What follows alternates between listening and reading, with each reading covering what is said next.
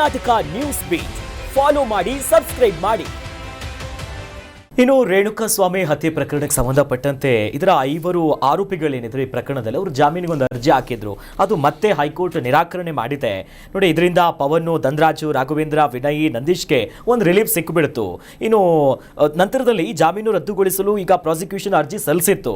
ಆದರೆ ಇದೀಗ ಅರ್ಜಿ ತಿರಸ್ಕರಿಸಿ ನ್ಯಾಯಮೂರ್ತಿಯಾಗಿರುವಂಥ ಎಸ್ ರಾಚಯ್ಯ ಅವರಿದ್ದಂಥ ಹೈಕೋರ್ಟ್ ಪೀಠ ಆದೇಶವನ್ನ ಹೊರಡಿಸಿದೆ.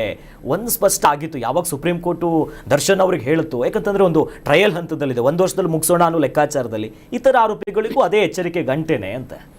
ಇಲ್ಲಿ ಏನಾಗಿದೆ, ಈಗ ರದ್ದತಿಯನ್ನ ಹೈಕೋರ್ಟ್ ಎತ್ತಿ ಹಿಡಿದಿರೋದ್ರಿಂದ ಇವರಿಗೆ ಜಾಮೀನು ಸಿಗುತ್ತೆ ಅಂತ ಲೆಕ್ಕ ಆಗ್ತದೆ. ಜಾಮೀನು ಸಿಗುತ್ತು ಅಂತ ಆದ್ರೆ ಈ ಪ್ರಕರಣದಲ್ಲಿ ಇನ್ನೊಂದು ತಿರುವನ್ನ ಪಡ್ಕೊಳ್ತಾರೆ.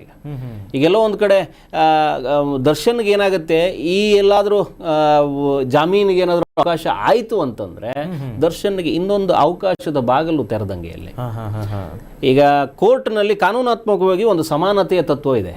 ಈ ಸಮಾನತೆಯ ತತ್ವದಡಿ ಇವ್ರು ಹೋಗ್ತಾರೆ. ಈಗ ಸ್ವಾಮಿ, ಒಂದೇ ಪ್ರಕರಣದ ಆ 5 ಜನರಿಗೆ ನೀವು ಜಾಮೀನನ್ನು ನೀಡೋದಕ್ಕೆ ಅವಕಾಶ ಕೊಟ್ಟಿದ್ದೀರಿ ಅಂತ ಆದಮೇಲೆ ಈಗಾಗಲೇ ಚಾರ್ಜ್ ಶೀಟ್ ಸಲ್ಲಿಸಿರೋದ್ರಿಂದ ನೀವು ಹೇಳುವಂತೆ ಸಾಕ್ಷಿಗಳನ್ನು ಬೆದರಿಸುವ ಪ್ರಯತ್ನ, ಹಾಗಾಗಿ ಜಾಮೀನು ಕೊಡಬೇಡಿ ಅಂತ ಇವರೇನು ವಾದ ಮುಂದಿಟ್ಟಿದ್ದಾರೆ. ಚಾರ್ಜ್ ಶೀಟ್ ಸಲ್ಲಿಕೆ ಆಗಿದ್ದಾಗಿದೆ. ಈಗ ಬೆದರಿಸುವ ಪ್ರಯತ್ನ ಅದೆಲ್ಲ ಆಗೋದಂತಲ್ಲ, ಎಲ್ಲ ಆಗೋದೆಲ್ಲ ಆಗೋಗಿದೆ. ಸಲ್ಲಿಕೆ ಆದ ನಂತರದಲ್ಲಿ ನಮಗೆ ಜಾಮೀನು ಕೊಡಿ ಅಂತ ಬಿಟ್ಟು ಇವ್ರು ಏನು ಕೇಳಿದ್ರು ಅದನ್ನೇ ಕೋರ್ಟ್ ಎತ್ತಿ ಹಿಡ್ದಂಗಿದೆ.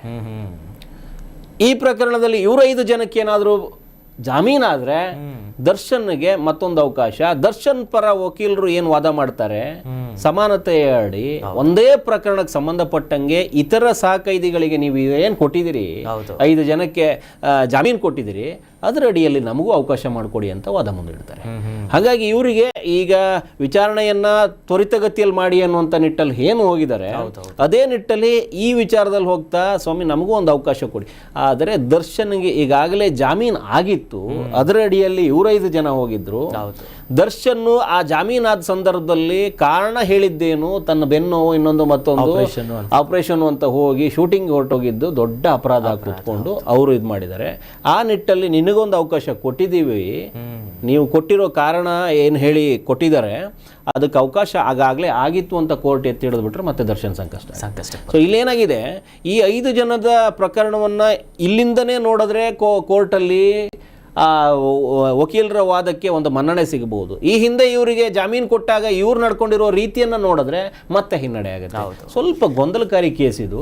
ಆ ಕೊಲೆಯಿಂದನೇ ಈ ರೀತಿ ಆಗಿರುವಂಥದ್ದು, ಒಂದಷ್ಟು ಹಿನ್ನಡೆ ಮುನ್ನಡೆ ಆಗ್ತಾನೆ ಇದೆ. ಸೊ ನೋಡಬೇಕು, ಯಾರಿಗೆ ಒಳ್ಳೆ ಸಮಯ ಬರುತ್ತೆ ಅವ್ರಿಗೆ ಜಾಮೀನು ಆಗ್ಬೋದೇನೋ. ಜಾಮೀನಾಗಿರುವವರು ಕೆಟ್ಟ ಸಮಯ ಬಂದು ಈಗ ಮತ್ತೆ ಒಳಗಡೆ ಹೋಗಿದ್ದಾರೆ. ಈಗ ಜಾಮೀನಾಗೋರು ಹೊರಗಡೆ ಬಂದ್ಬಿಟ್ಟು ಏನೇನು ಮಾಡ್ತಾರೆ ಅನ್ನೋದ್ರ ಮೇಲ್ಗಡೆ ಮತ್ತೆ ಈಗ ಮಿಕ್ಕ ಕೈದಿಗಳ ಕತೆ ಏನಾಗುತ್ತೆ ಅನ್ನೋದು ಹೇಳಬೇಕು, ಆರೋಪಿಗಳು. ಎಸ್ ಹಾಗಾಗಿ ಮುಂದೆ ಏನು ಭವಿಷ್ಯಗಳು ಬರುತ್ತೆ ಅನ್ನೋದನ್ನ ಕಾದ್ ನೋಡಬೇಕು.